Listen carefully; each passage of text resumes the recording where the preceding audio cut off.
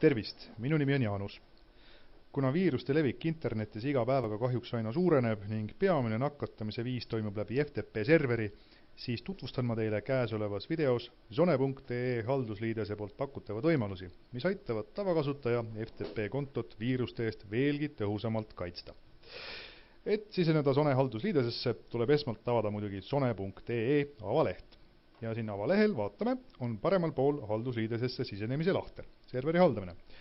Sisestame sinna oma kasutajakonto nime või domeeni nime ja seejärel salassõna.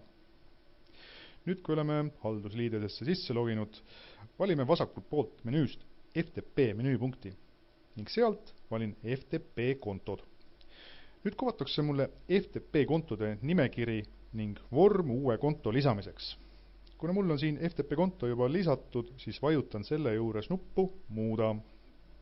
Avanenud aknas on näha sektsioon FTP ühenduse turvalisus ning selle all 3 seadistust. TLS SSL ühendus on nõutud, ligipääs, lubatud nimekiri. TLS SSL nõude aktiveerimine tähendab seda, et käesoleva FTP kontoga ei ole võimalik serverisse siseneda turvamata ühenduse kaudu. FTP server lubab kasutajal siseneda ainult siis, kui kasutaja on oma FTP programmis krüpteeringu aktiveerinud. Krüpteeringu aktiveerimise kohta FTP kliendis on meie blogis täpsem õpetus. Meie blogi asub aadressil blog.zone.ee ja sealt tasuks otsida siis otsingu välja kaudu selliste otsingusõnadega nagu turvalisem FTP ja siis jõuamegi selle vajaliku artiklini. Ja hetkel siin sellel teemal rohkem ei peatu, et kui on mahti, siis kindlasti uurige meie blogi.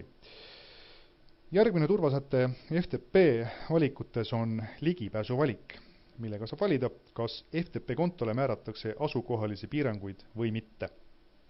Asukohaliste piirangutel on eeskätt mõeldud 2 asja. Geograafilist asukohta riikide põhiselt ning külastaja IP-aadresse.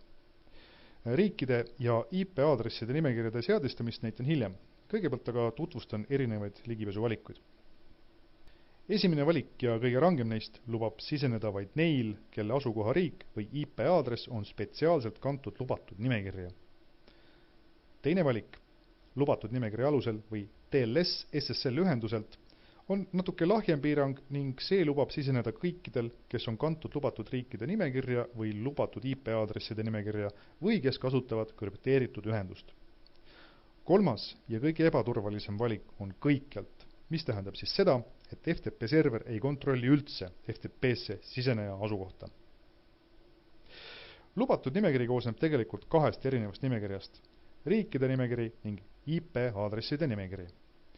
Riikide seadistamiseks klikin Vali riigid nuppu ning valin vasakust kastist kõik riigid, millelt käesoleva FTP kontoga peab serverisse sisse saama. Mina näiteks soovin, et selle FTP kontoga saaks siseneda nii Austria kui ka Belgia IP-aadressidelt. Lisaks soovin seadistada ka oma töökoha IP-aadressi, millelt pean siis saama FTP-le ligipääsema.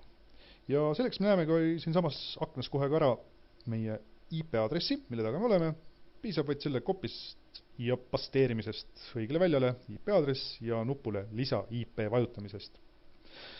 Arvestama peab kindlasti sellega, et IP-aadresside nimekiri on ühine kõikidele käesoleva domeeni FTP kasutajatele. Samas riikide nimekiri on igal FTP kontol eraldi seisev.